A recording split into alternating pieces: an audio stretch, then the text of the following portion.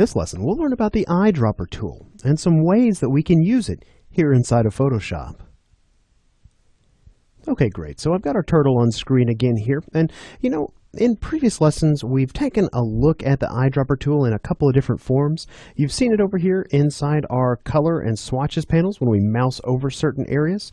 You've also seen it inside the color picker. And you can see here how we can begin to sample colors with the color picker open. But really, the eyedropper tool is a tool that kind of pops up in several places here inside of Photoshop. Now, let me show you first one of my favorite usages of the eyedropper tool.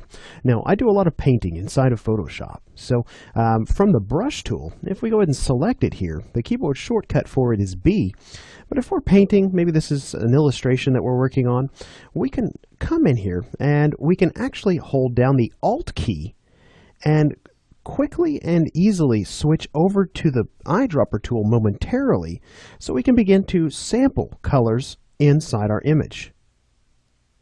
Now, I want you to pay attention as I tap, and let me go ahead and just tap and hold on an area. I'll tap and hold maybe right here. So what we're looking at here is kind of this sample ring, and you can see here that the lower half of the ring doesn't change.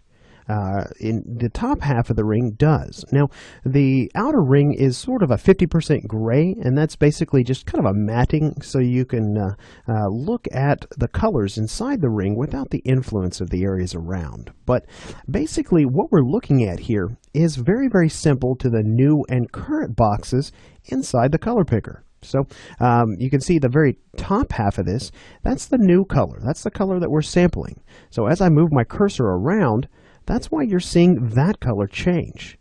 Now, the lower color is the current color, and that's the color that we had selected before this new sample is taken. So if I come over here and sample this blue, you'll see here that that blue is applied as my foreground color.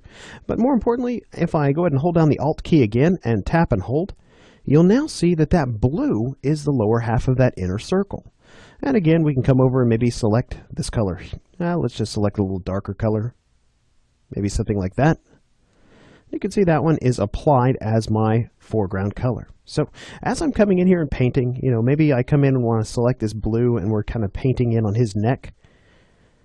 And then I want to decide, maybe I want to paint some of these dark spots down here. So we can come in and just kind of start sampling these different colors and beginning to paint on the canvas here. So now the eyedropper tool from the brush tool is again just a quick access to a tool that already exists inside the tool panel.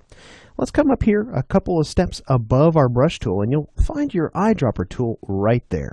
We'll go ahead and click on that.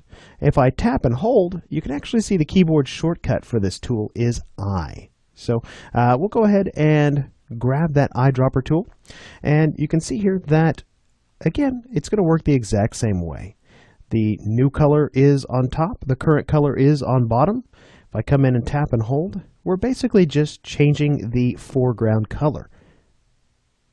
There we go.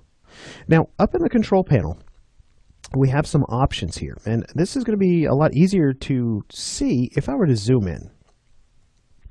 So if I zoom in really, really close, we'll get our pixel grid to come up, and that way we can see individual pixels here. So we'll just kind of work on this area here. So right now, again, we're taking a point sample. That means we are sampling the precise color of the pixel that we click on. So if I click over here on maybe this green pixel, you can see it's applied there, this sort of this light colored pixel, or even one of these dark pixels.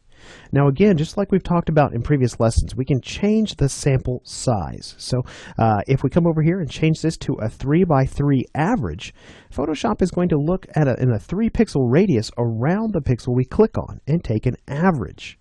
So in the case of this light pixel up here, if I tap on that, you can see that new color that I sampled is not that color of that pixel. It's actually an average of that 3 pixel radius around that pixel.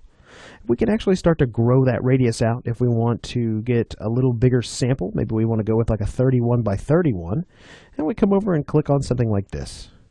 So you can see that color is way off. So depending on the color area that you're sampling from, you may want to change that sample size. But basically, that's what the sample size does. Now, when it comes to this next option here, it says to sample.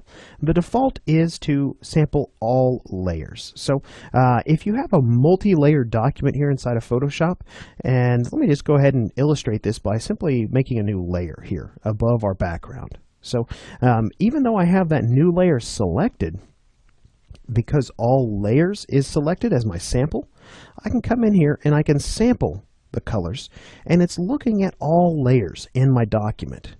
Now this is pretty useful when you have multiple layers working together, whether it be adjustment layers, whether it be layers at varying opacities, things of that nature, and you're getting a lot of different things influencing the colors you're seeing. Now, you always have the option to come up here and change this. Now, there's a few different options here. You have an option for just the current layer. And if I choose that and click on this layer,